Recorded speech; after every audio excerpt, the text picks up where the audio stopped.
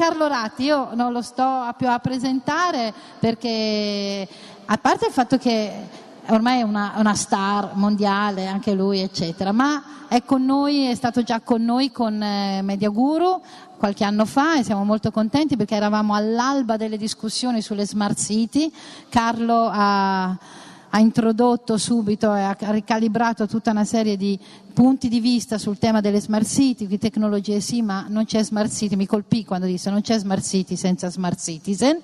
Adesso l'abbiamo invitato per il nostro decennale ad aiutarci a dare uno sguardo ancora più avanti e a darci il suo contributo. 20-25 minuti a te. Thanks. Should we speak English or Italian? I'll speak in English. So first of all, thanks a lot for having me. It's a great pleasure to be back here in this beautiful space. And can we see the slides? Yeah, perfect. Okay, that's fine. So what I wanted to share with you is actually some of the work we've been doing at the World Expo in Milan. As you know, the World Expo, the theme is about food. And the interesting thing I think about the Expo, I believe, is that it's a little bit like Burning Man. Burning Man is like a city which is built in the middle of the desert, and it's used, and then it's built and demolished very quickly. And the Expo, since the beginning, has been something similar, like an instant city that you build with people from all over the world, and then you will play with it, you will experiment with it, and then at one point, in this case after 6 months, will be decommissioned. And so since the beginning, Expos have been places to experiment new things. When you're working with something like an instant city, then you can push the boundary more. If you think about the first Expo was in London, the first ever was 1851, was the Expo by Paxton, and that's where the Crystal Palace, arguably one of the first modern buildings ever built, made of steel and glass, that's where it was made. Then you got the Expo in Paris, where the Eiffel Tower is done. Then you got many others, where different type of experiments happen. And so I want to share with you some of the things as experiments we try to do at the World Expo Milan, share them with you, and then try to finish a little bit with a bit of discussion that I hope it will be collaborative about how design can help us, how design can be something that allows us to explore the different potentials, and how design should not be, like in the past, the idea of the architect that would propose something, like think about in the 20th century, the architect having a solution for society. It should not be that. It should be more like architects or designers, all of us, proposing, testing, experimenting different things, and in a critical way, then society, together, everybody in society can then use this as a platform for discussion and for deciding where we want to go tomorrow. But having said that, very quickly, I wanted to start with this picture just to tell you a few slides about what we do. This picture shows a world that becomes increasingly virtual. And just 10-15 years ago, people thought that actually our life would become more and more like this. So much so that different people, including, this is a guy called Gilder, an American writer, thought that actually cities would disappear. Gilder writes in 1995, we are headed for the death of cities. Cities are leftover baggage from the industrial era. Now, what does this tell you? The first thing it tells you is never make predictions. Because, then 10-15 years later, somebody like me will come and say, this is bullshit. And no prediction could have been more wrong than this one. But the other thing it tells you is that something has been happening with cities, even if not what Gilder said. Cities have been thriving over the past few years. Since 2008, half of the world's population lives in cities. But what has happened is that digital and physical are now converging. And they're creating an incredible new potential for the way we understand city, understand architecture around ourselves, the way we respond to it. Almost as if every atom out there, or the physical world, we're becoming a place that has a dynamic interaction, a sensing and actuating interaction with all of us. Well, this is what we do. We do it both from a research point of view at MIT, at the Sensible City Lab, and from a point of view of more design, things that are built from the small scale to the big scale at our design office called Carlo Ratti Associati. So very briefly, I want to share with you some of these experiments we've done in Expo and a couple of other startups related to them. The first thing is this kind of market we were asked to do at the Expo. And basically, we started thinking about how digital technology allows us to create new connections between people and products today. Just to give you a sense of the context, we were given this place, which is they call the Future Food District. Now, the Future Food District had two constraints. The first one is that the building was built by Expo, so we couldn't change the shape. The shape is a beautiful shoebox, but we couldn't do much with it. And the second thing, which was not a constraint but actually an opportunity, is that Coop, the largest supermarket chain in Italy, had decided to be part of Expo and to build a real supermarket. So we were told, can you work with Coop and try to imagine a supermarket of the future? Our first reaction was no, because we don't want to think about the future that way. As you saw before with Gilder, the future is not something to talk about. But what we can do is actually, yes, we can work with Coop and see what we could do in order to experiment different things in the interaction we have with products. With this kind of new realm of knowledge and knowledge about products that can change our consumption. We can know more about things, and that can help promote a more informed consumption. Something that inspired us was this. It's in Italian, but it's a quote by Calvino, Italo Calvino, the Italian writer. And, Italo Calvino, when he writes Palomar, tells this nice story of Mr. Palomar going to a cheese shop in Paris. And he goes to the cheese shop, and Calvino says he thinks he's at the Louvre. He thinks Palomar is at the Louvre. It's in a museum because every cheese tells him a story of a different pasture under a different sun. So how really we can actually know more about the things we consume. And that can in turn promote different type of consumption behavior. We looked at different type of supermarket. That's a beautiful picture by Andreas Gursky of a supermarket of the 20th century. But what we were more also passionate about was the old market. We think this is much more social compared to the previous one. Here you got people, you got big tables with products, and products bring together people. That's what we wanted to do. This is what we did not want to do. And this is a project by Tesco in Korea. It is a project where the supermarket becomes something that you scan with your phone, with a QR code, you get information about that, and then you order things. But we thought, there's two things missing here. One is that technology is very intrusive.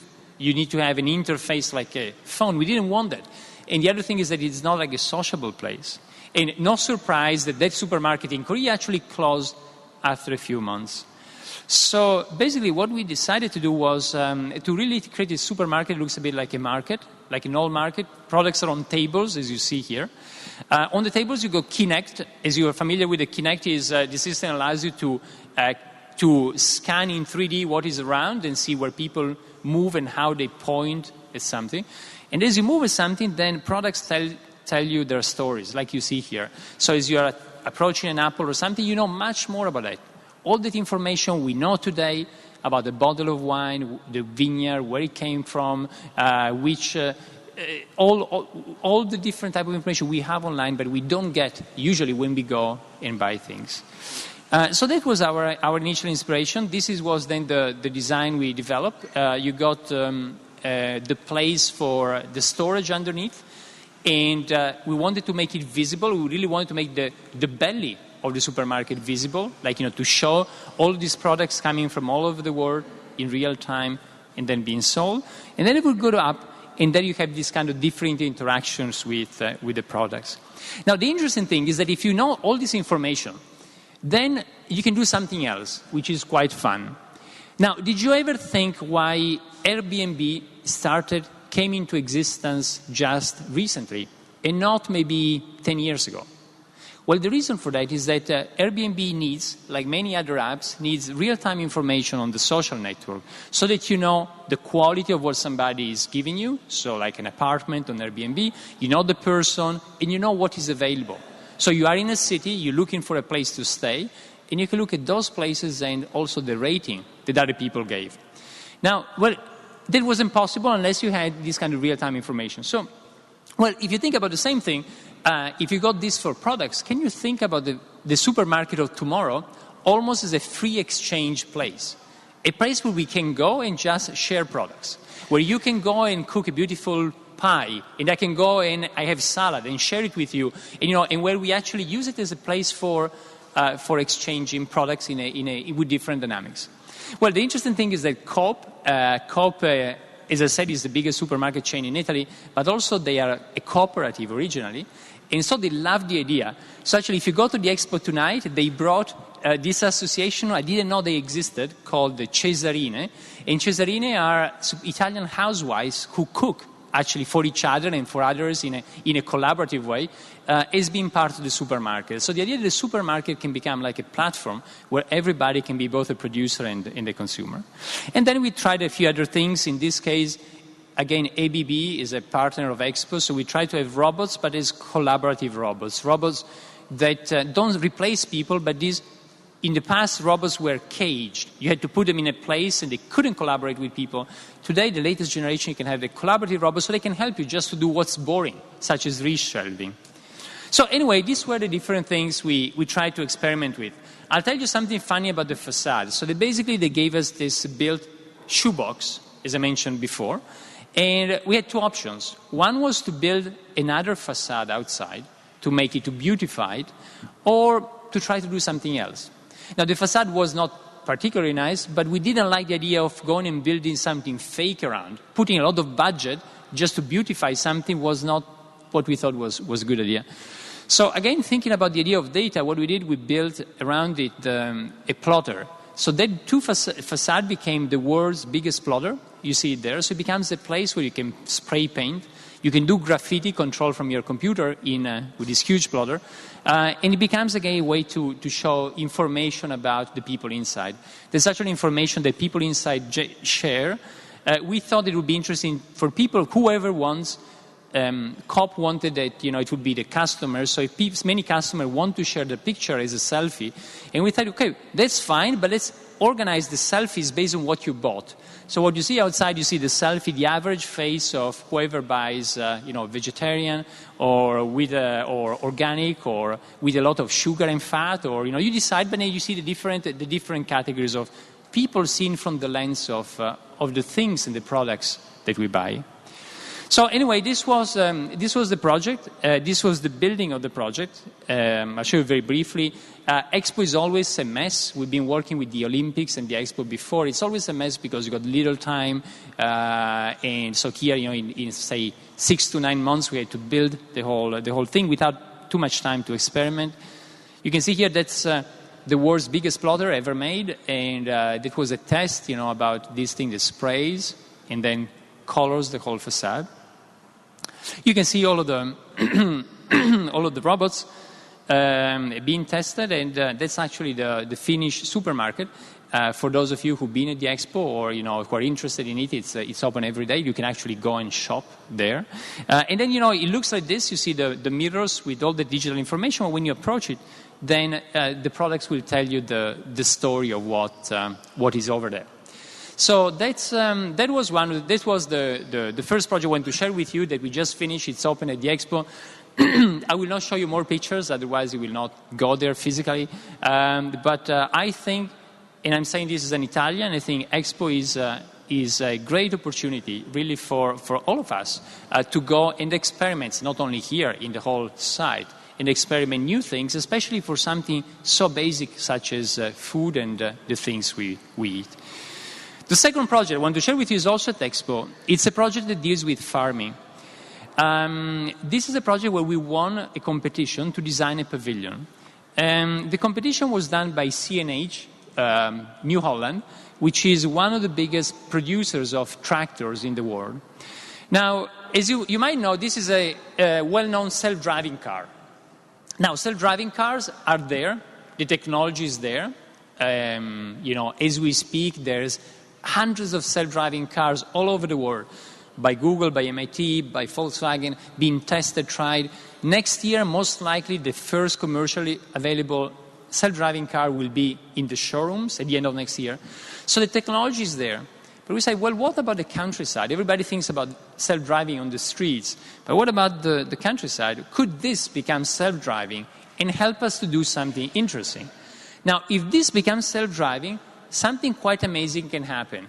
And the reason is that if the tractor becomes self-driving, then you can imagine a system where the tractor knows exactly where it has to go, and it becomes a little bit like printing soil. So you can put different seeds in different places. As you know, one of the biggest shortcomings of agriculture, of modern agriculture, is monoculture.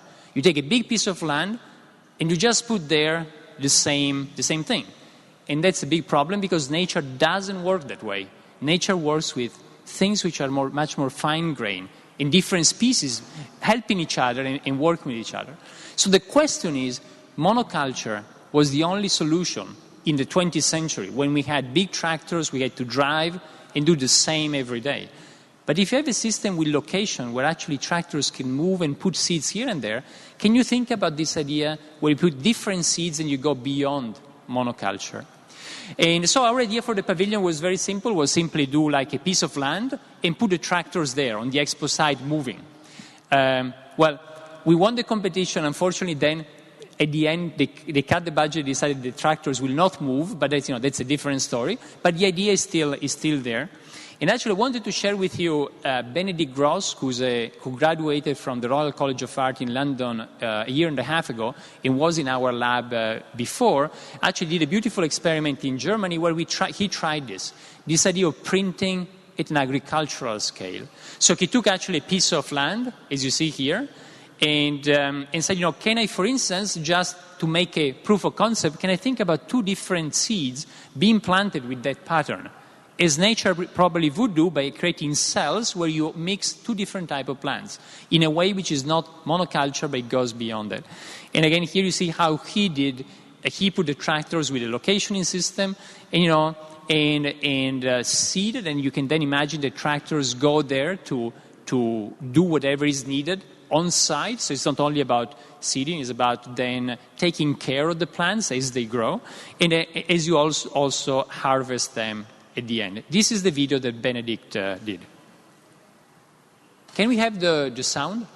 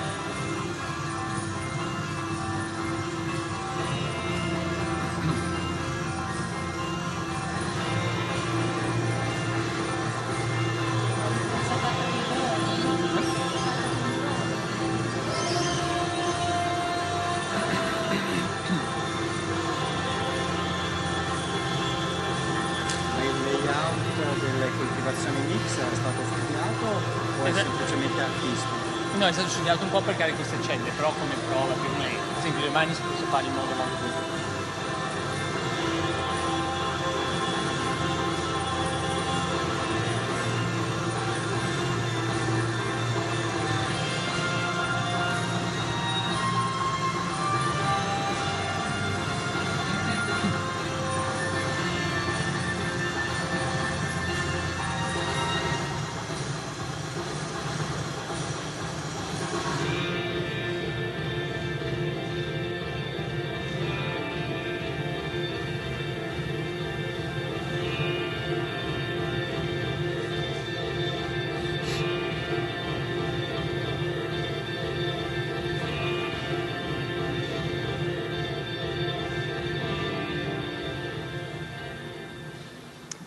And I think, I have a few more slides, but I think what I would prefer is more to have a little bit of discussion with you. And so I think I'll stop it here. But I want to share these two projects with you, again, to say a couple of things. The first one is about, the Expo. These are two experimentation related to food distribution and food production, but about what I think the role of design is. Because I think that's what we heard before, is about, what we should do as designers. And, both Albert Einstein and Herbert Simon, once they were asked, under different terms and in very different conditions, what is the difference between science and design? And both of them had the same response, with different words again. But the response was, science is about how the world is, while design is about how the world could be or ought to be. And I think that's a very important thing that we can all do as designers, is actually explore how the world could be, explore the potential of the present. But what we need to be very careful about is that this potential of the present, we should not explore it just ourselves, on our own. We cannot do it in the way that people used to do it in the 20th century, just one person presenting and making decisions affecting millions of people. I think we have to do it in a collaborative way. That process is about promoting ideas. Ideas are almost like mutation. If you take the analogy with biology, ideas are like mutations that are introduced in the environment, and then society can help decide which way we want to go. And I think that's what I think is the most beautiful thing about, I think, the design profession, but also about all what happens here, is about sharing ideas and using this in order to decide, well, where do we want to go tomorrow? Thank you.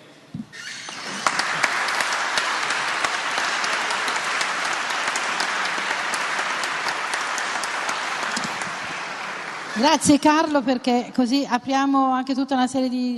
Thank you, Carlo.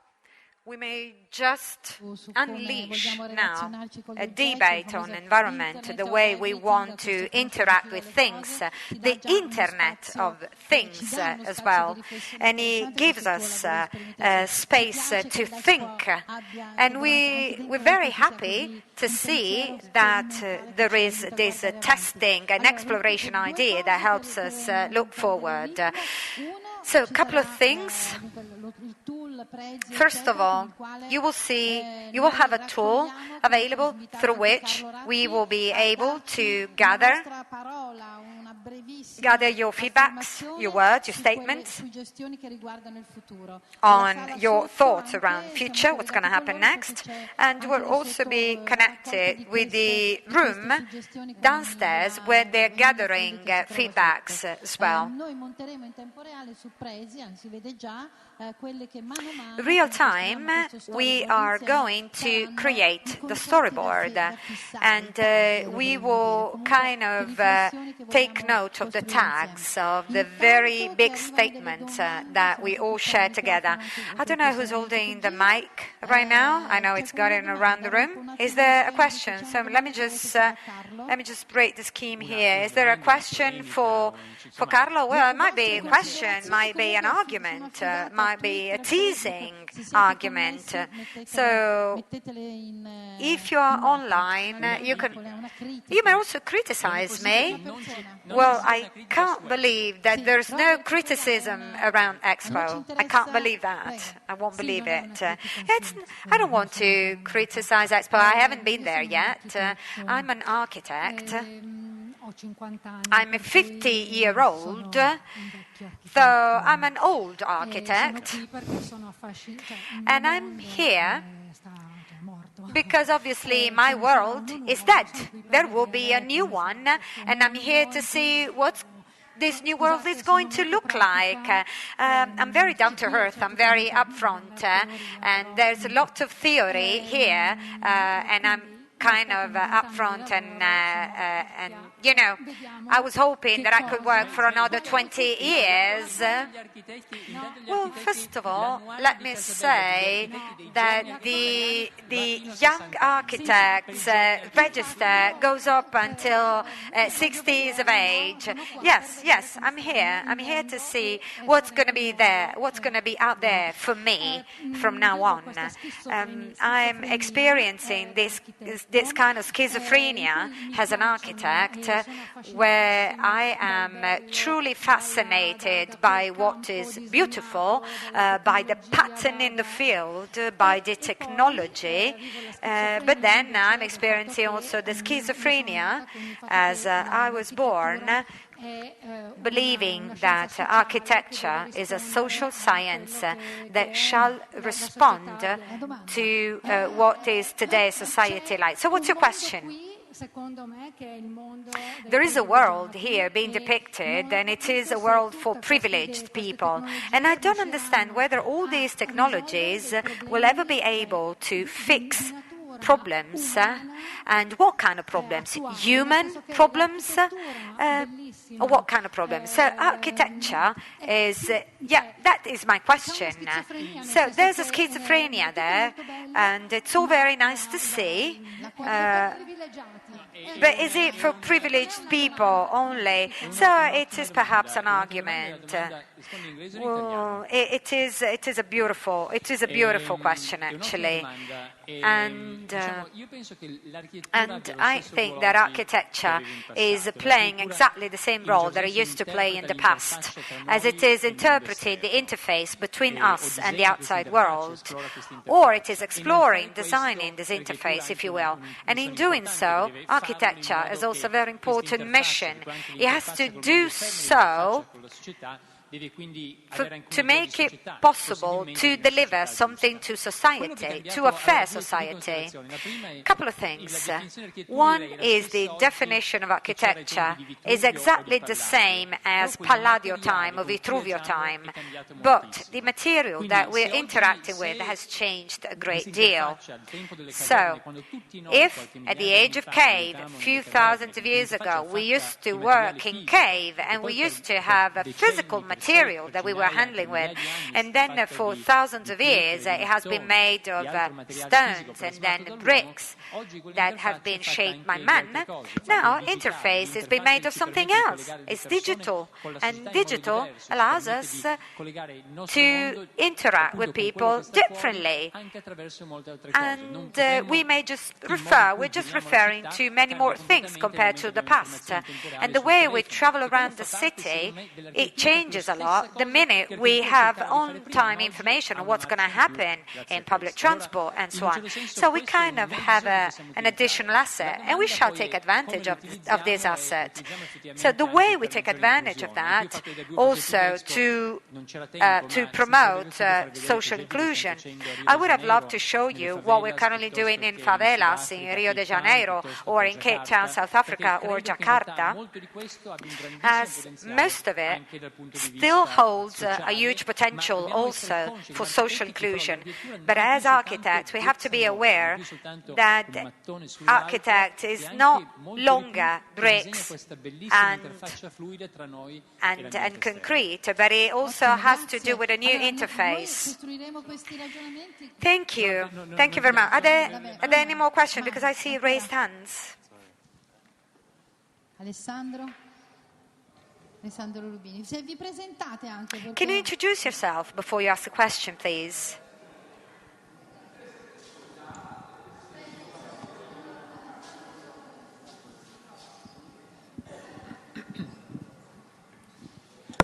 È tutto veramente interessante. It is also very interesting and amazing. One thing that is often neglected, which in my view is very important though, all of these changes will impact greatly the world of labor. Thinking about changes, opportunities, sharing, this is all very interesting. So I'm sure this will all impact the way we experience work. So what's going to be our job like, and how we will be able to rely upon our new jobs to make a living. So have you considered how about all this innovation impacting the world of labor? World of labor question is a very, very important question.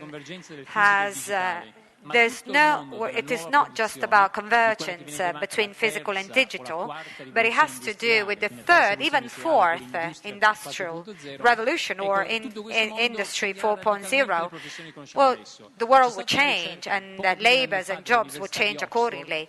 University of Oxford has recently conducted a survey, and according to this survey, in 20 years' time, 40% of jobs we're currently aware of and familiar with will disappear. And that is because will be made by a robot, by printer, by machine. If you heard about a human resource director from Volkswagen not longer than a year ago, said that any worker that would retire from that moment on would haven't been replaced by another worker, but it would have been replaced by a robot. These are huge changes, obviously. They're both positive and negative. In my view, they're only positive. I don't think it was a nice living, spending an entire lifetime turning a bolt every single day throughout the year. At the same time, so it's nice. It is nice that we might have a machine doing so, and we can do some more interesting things. But then the question is, how are we going to distribute wealth that is being generated? So there's a pro, that is it just feeding the capital, or what's going to happen to those people who have worked to perform or to do one specific job, and that job isn't there anymore? So, there's a big challenge there. In terms of vision as to what we can do, what jobs will be future jobs still there, I think there are two major categories there. On one side, we have creative jobs, as machines and computers, they still cannot be creative. And creative jobs will still be there. And potentially they will grow in importance and in relevance. Or the care jobs will also be there. Services being delivered by people for the sake of other people. You don't want a robot to scratch your back, but you want a person. So, I think these are the two directions that we're heading to. There's still an issue of wealth distribution, but if this is going to be the case, so no more jobs and brand new jobs available, either we will all be hairstylists or designers tomorrow. So, connection, well, actually, they're asking somebody from the room, from the next room. Hi, Maria Grazia, Luigi Ferrara, he's there, he's helping me. There's a researcher from the Polytechnic, Michele, who wants to ask a question and perhaps shares his consideration. It looks like on air, CNN broadcast, so it looks like it's very far away. So, since I'm part of the future creative people, as I'm a designer, or I try to be, my question is, what is it that we have to design about? So, up until a few years ago, we used to deal with physical objects, but after listening to Ferrara and Ratti, my question is, what is going to be the topic? Are we going to be creative around connections, stories, systems?